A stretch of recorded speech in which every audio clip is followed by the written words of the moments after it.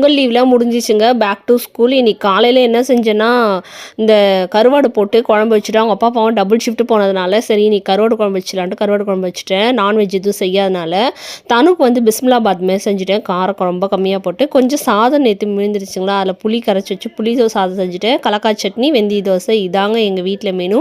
சாம்பார் சாதத்துக்கு அவனுக்கு கட்சிக்கிறதுக்கு காய் செஞ்சா அவ்வளோ சாப்பிட மாட்டான்ட்டு நான் பண்ணேன் இன்னைக்கு. ஏன்னா தயிர் சாதம் மெஜாரிட்டியாக சாப்பிடுவான். அதனால் இன்னைக்கு சாம்பார் சாதம் கொடுக்குறதுனால சிப்ஸ்டான்னு சொல்லி கார்ன் சிப்ஸ் தாங்க வறுத்து கொடுத்துட்டேன்.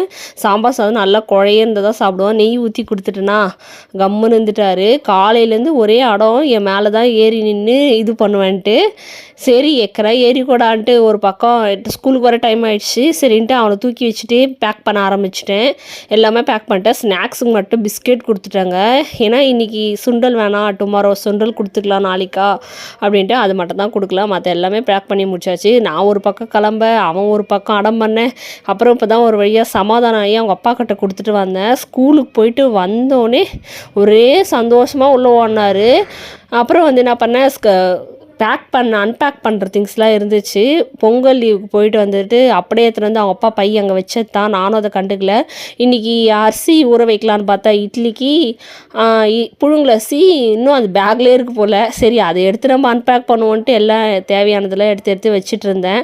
அரிசினாவே ஒருத்தர் ஓடியாந்துருவார். அது மாதிரி தான் அரிசி பார்த்தோன்னே அங்கே ஓடியாந்து அவரும் கை வச்சு வாயில் 2 போட்டுன்னு பண்ணிகிட்டு இருந்தார். உங்கள் குழந்தைங்க இப்படி பண்ணுவாங்கன்னு